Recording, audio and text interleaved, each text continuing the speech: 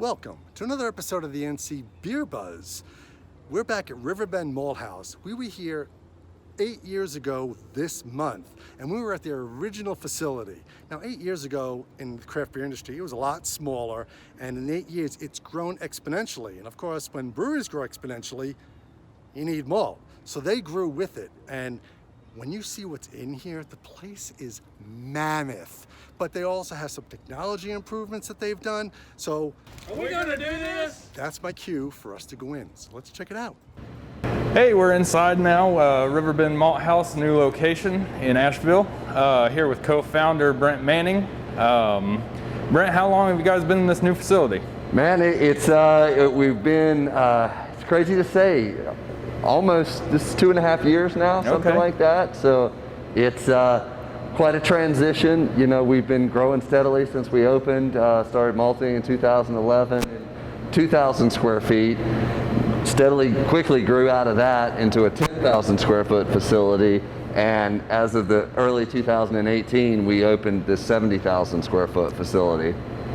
So I guess walk us through here, see what's going on in this new space. Sure, yeah. So, you know, floor malting is in our DNA, and so even as we look to grow and really scale the business to meet the demands of craft beer and craft distilling, you know, we wanted to really hold on to the floor malting piece of our story. It serves a lot of points for us now. It helps us develop new products. It helps us do custom products. And so we're going to start off kind of looking at that, and then we'll look at the new pneumatic machines called GKVs, germ kiln vessels, that are each doing about 10 tons each per batch. And so there's two distinctly different systems at work at the same time here, sort of the old school of floor malt and the new school of the pneumatic systems. So yeah, so when we talk about making malt, it's got 3 steps regardless of scale, regardless of methodology. So steeping, germinating, and kilning occur over a 7-day period. And the goal is to maximize the digestion of the cell walls as they become starches and simple sugars that can then be extracted by our brewers and distillers. Right. Behind me is a 2-ton steep tank with a carriage that allows us to empty 1-ton tote bags pretty easily into that tank. To start off, steeping is we're going to go through 3 wet-dry cycles. The grain's harvested about 12% moisture. Over that 3 steep wet-dry cycle, we want to hit about 45% moisture before we go into the germination stage of the game. 45 is the maximum number to keep the grain hydrated during that critical germination period. You err on the low side, the grain will kind of stall out on you. You go too high, you're going to have to spend more time kilning, and you might drown some of the kernels as well. So what seems like a fairly simple step in the process is pretty challenging to nail right. Each grain has its own sort of temperament and speed in which it picks that moisture up. So we're pretty vigilant about that stage of the process. Cool. Very cool. Yeah. So like I say, we start here. We do those 3 steeps over 2.5 days, and once the grain is at the appropriate moisture level, we're going to transfer it out of the tank using one of our high-tech wheelbarrows, and we spread it out on the floor into a 6-inch deep bed, 4 to 6 inch deep, and we can take a look at that if you guys would like. Let's go. First thing I noticed was it's a little cooler in this room. Yeah, absolutely. So the germination step is very temperature and humidity sensitive. So, you know, that moisture content, you know, we can lose it to evaporation, and we don't want that to happen. So this room is humidified and cool because we also want to manage growth of the kernel during this germination stage. Even small fluctuations in temperature. We're about 62 Fahrenheit right now. We noticed in our old spot when the AC it was kind of wheezy, and it would clip up to maybe 66, 68 degrees.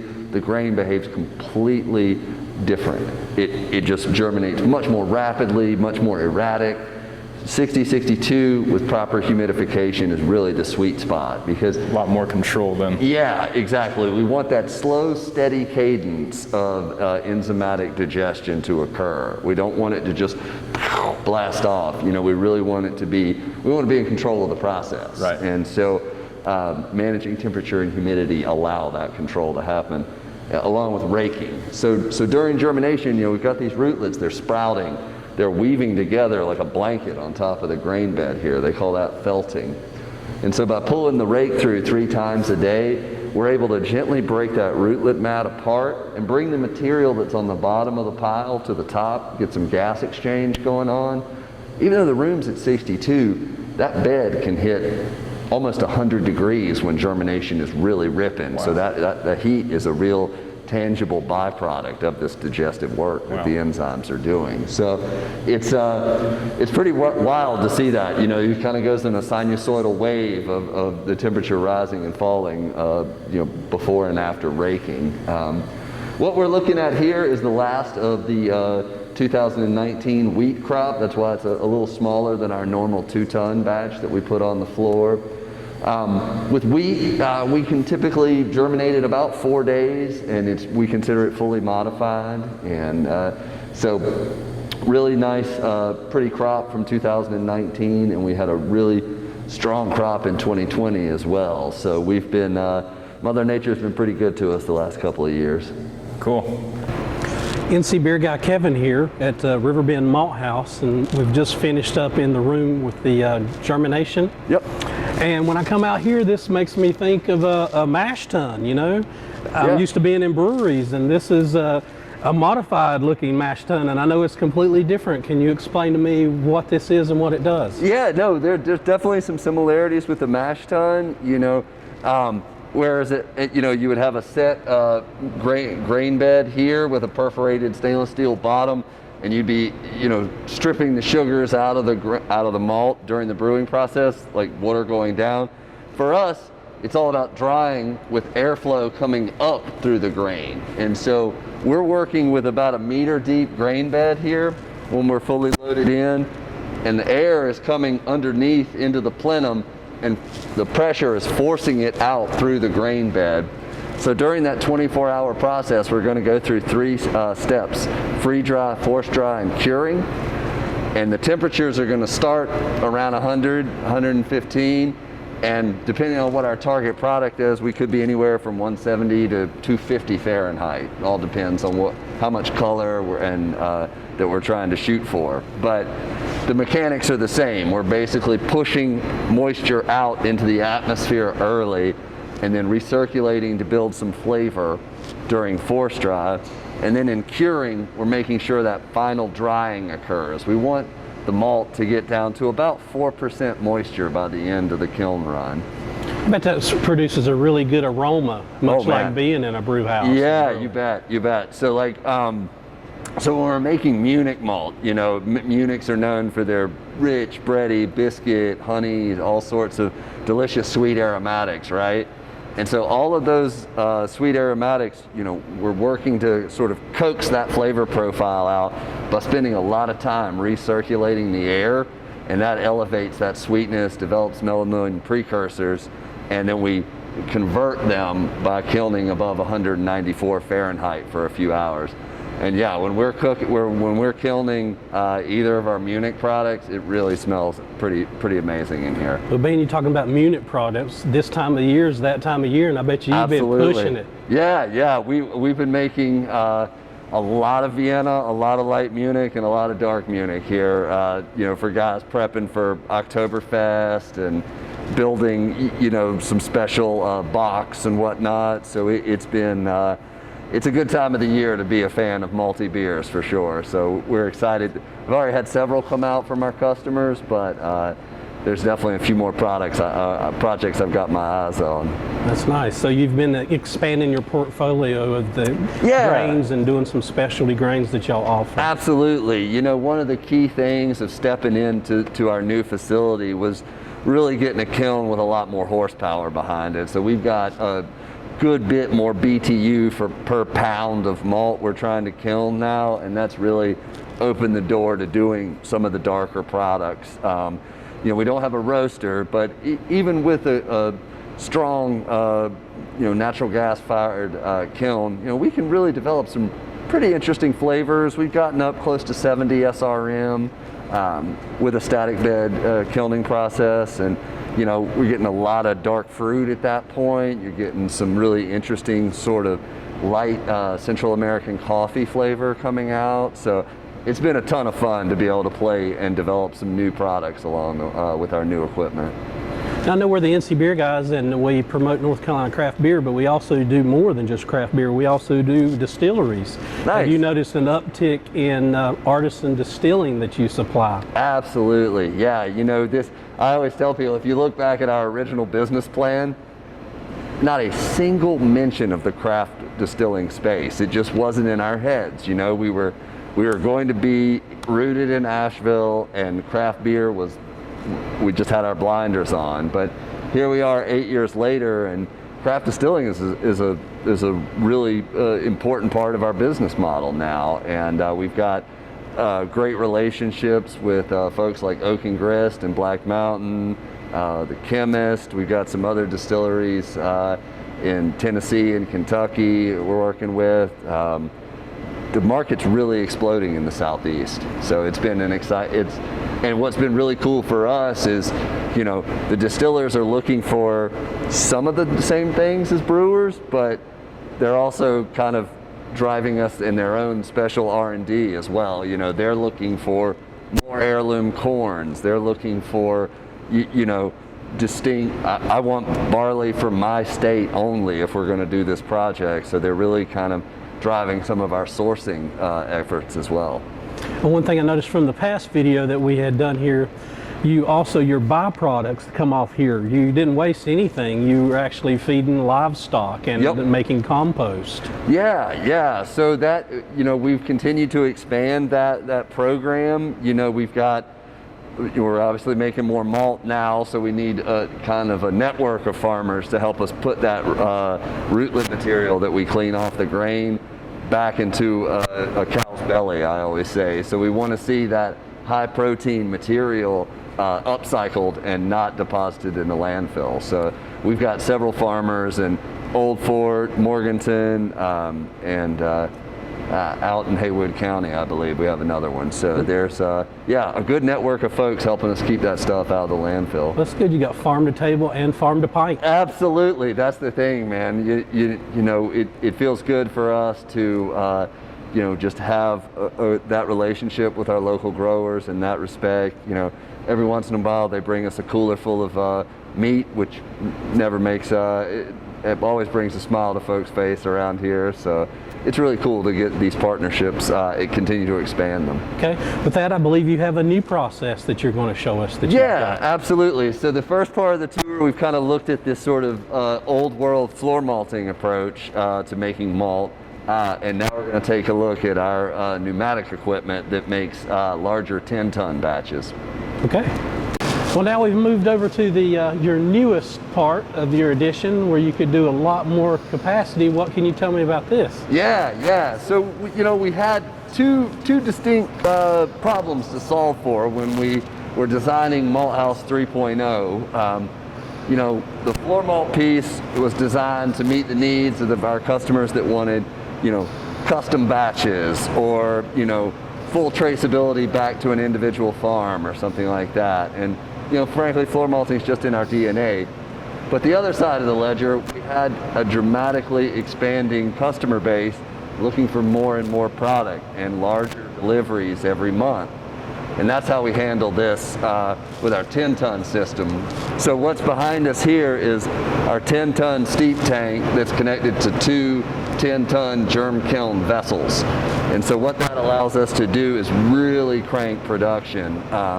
So if we've got two 10-ton batches in process at any given time, plus floor malting, you know, you're talking about, you know, close to 60,000 pounds of material in motion at all times. So that's as much as we used to make in an entire month in our old facility. Wow. So it was a big jump forward. Well, being a home brewer myself, you know, and when you first come on the scene, was really excited wanting to get my hands on some of your grain to brew myself. And in the beginning, I heard that you didn't have 2-row, you only had 6-row. Yeah, absolutely. It was, you know, I still remember, you know, I was a home brewer as well, and I remember there was a section in there written, you know, Charlie Papazian, who said, you know, 6-row barley is really not that great. The high protein gives hazy beer, which used to be a bad thing, you know.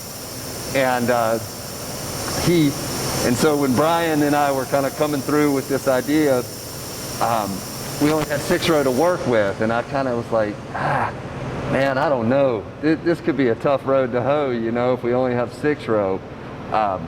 But we did it. You know, we found out that we could make quality malt with 6-row barley, and we had customers that wanted that local flavor that came with it.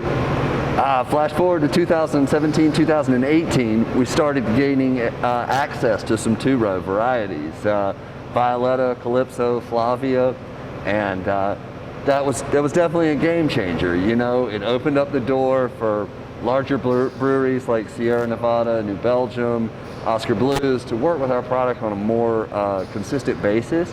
And you know, we did see a little bit of an uptick in extract per pound, so it was pretty exciting. And so we've been working with those for about 3 years now, and we've built a whole product line around them. You know, Southern Select, Base Camp, our Munich family, all of those are all 2-row barleys now. So it's really led to a quantum leap in our amount of selection we have for our brewers and distillers. Yeah, your one package when we were walking through really caught my eye was that Southern Select. Yeah. So that was really the first product that we came up with once this 2-row became available. We blend several different varieties together to achieve this really interesting flavor profile that it's got elements of Pilsner malt, elements of English pale, and so it's a really nice complex base malt that you can do a lot of things with. Sierra used it in the Southern Gothic Keller Pills.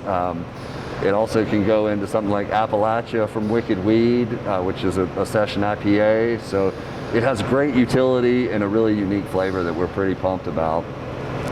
Nice. I see. How much grain do you have in here? I mean, this looks like some serious tonnage. Yes, absolutely. So when we talk about growing grain in the South, it grows in the winter from October to June. So here as we sit in the early fall, we're flush with grain. And I'd say, man, we're somewhere 300 to 400,000 pounds of raw material on site right now. You know, when you guys did your first tour with us back in 2012, I think we had a whopping 20,000 pounds in the house at any given time. So it's a big increase. It's been a big leap for us for sure. The big step forward that we took with Malt House 3.0 was this 10-ton facility here, but the mechanics are largely the same. We're still steeping, germinating, and kilning. It's just happening in 2 vessels. So we start in the steep tank, go through the 3 wet-dry cycles. The grain undergoes a wet transfer in this pipe to one of the GKVs. And from there, it lives in the GKV for the entirety of germination and kilning. So we can walk over there and check. What is GKV? Germ kiln vessel. Germ kiln vessel. Yeah, so we're basically truncating 2 steps into 1 vessel. Okay. And so the grain is turned with augers once every 8 hours, just like it is. We turn it with the rake on the floor. It's just done by machine, not a human. Well, let's go check that out. All right, so this is where everything's coming from the steep tank then? Yeah, absolutely. So yeah, we've done a wet transfer over with the grain and water. It lands in this machine called a GKV, a germ kiln vessel. And so what that means is the material is going to sit in a static bed, and these auger blades are going to do the work that the rake usually would do in a floor malt system. So the small diameter ductwork is delivering cool, humidified air during the germination stage, and the augers are turning every 8 hours. And when we're done with germination, which typically takes about the same amount as it does on the floor, 3 to 4 days, the dampers will close on the small HVAC loop, and we'll open up the larger ductwork to deliver the warm, forced air as we go into kilning. So the large ductwork is capable of delivering 50,000 plus cubic feet per minute of air, and The cabinet behind you has about 5 million BTUs of natural gas power. So that's a tremendous amount of heat demand to get this grain to dry down. Remember, it's a meter deep, but we've got 10 tons plus sitting in that vessel right there. So it takes a pretty substantial horsepower to get that grain dried down during kilning. Awesome. Okay, we've moved on to something that I have no clue about. It kind of reminds me of some farm equipment with some augers. You bet. So this must be moving stuff and maybe looks like packaging. Yep, absolutely. Yeah, no, you're very, very much on point there. That you know, the final stage of the process, this cleaning of the malt, looks very much like an agricultural operation. We are using an auger or a drag conveyor to empty the grain out of the meridian tank there. This second auger is what we call a debearding auger. And so what that's going to do is create just enough friction as the kernels are kind of knocking against one another that it's going to give a little polish, and it's going to knock that rootlet material off of the kernel during this travel right here.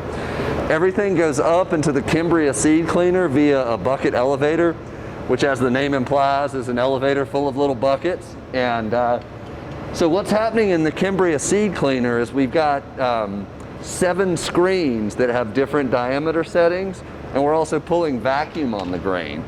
So that vacuum is removing the really fine, like talc particulate material, or I'm sorry, the fine talc material, the dust, and then the rootlets are being screened out. So those we're sifting by diameter on those screens. Okay. And so what's happening there is the thinner rootlet material drops out, the grain skates across, and eventually goes. So think about it kind of like playing pinball. It goes from left to right all the way down. And by the time it's touched all those screens, we've isolated the plump kernels that we want to deliver to our brewers. And the rootlet material comes down into one of the bag or the barrel, and that's what goes out to our farmers network. Creating nice, clean product. Absolutely, yeah. You know, we really zero in on that. We want to minimize dust in the bag and really make sure that we've sorted everything to a really nice, consistent product. Well, you said one thing on this debearder. You stepped into it now that you're in Asheville. You know, brewers usually have big beards. Absolutely. I noticed you don't have one. Yeah, yeah. It just came with the territory. So yeah, we love the debearding joke. Is like Asheville could definitely use one. You know, so it's we're here to help. And but yeah, so debearding to cleaning to packaging, we can do 50-pound bags or 1-ton super sacks, depending on the customer's needs. So this is a big step forward. You know, everything in our old spot was manual. You know, everybody's kind of an all hands on deck thing. And here we just line everything up, and two staff members can run an entire batch in a couple of hours. So much safer, much more efficient, and it's really worked beautifully since we fired it up. So this has been super nice to have. So your different grains and stuff you run, depending on it being if it's rye or wheat or barley, is there a different end poundage you get for a product amount? Yeah, yield is usually 80%-ish, regardless of what product we're working with. You know, what we can do is switch out the screens in there and change the diameter. So so if we're working with corn, we're gonna have bigger openings that will allow the corn to skate across and more of the rootlet material to drop out.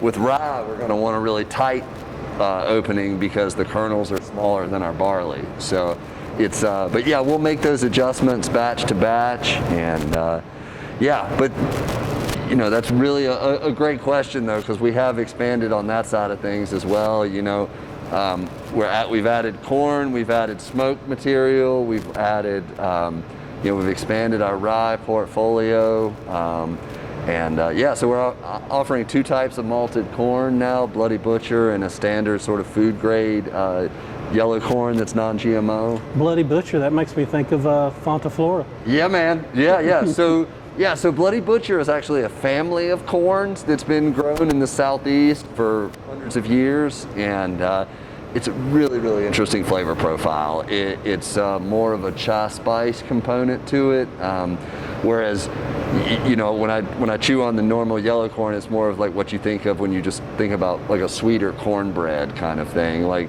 it's delicious in its own right, but it's not quite as complex as the Bloody Butcher with the cardamom and clove and things like that going on. Well, you've increased your size, and this is your third version. You said 3.0? Yeah, Malt House 3.0. So where do you see yourself in the next 5 years from now? Yeah, so thankfully we've got space to grow here.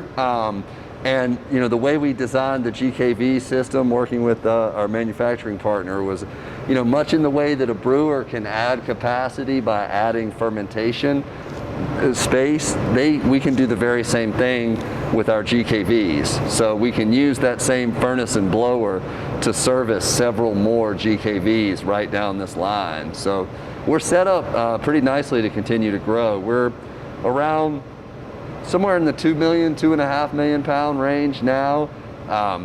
We could take this capacity in this building to 10 million pounds fairly easily. So that's kind of where we're heading. Well, thank you for having us, and maybe we can come back again years down the road, and our viewers can go by how much more gray we have turned in our hair. I love that 2012 video. So this will be fun to put them side by side and kind of see how far we've come. It's been a hell of a ride. Now, I know I'm not as good as Glenn, but I have watched Glenn a lot. We love Glenn. Oh yeah, man. Yeah, that was a lot of fun, and really, you know, we didn't know how people were going to respond to our business model. You know, we started small just as a test batch, kind of a test model, and you know, everyone is really latched on to the idea of local and high quality malt coming from small family farms, and we appreciate all the brewers and distillers that have supported us along the way. It's been fun. Yeah, you got to support local. Absolutely. Well, thank you for having us. You bet, man. You guys appreciate the support as well, and hope y'all enjoy your weekend in Asheville. Stay local and keep your beer dollars in North Carolina. There you go. Love it. Cheers, guys.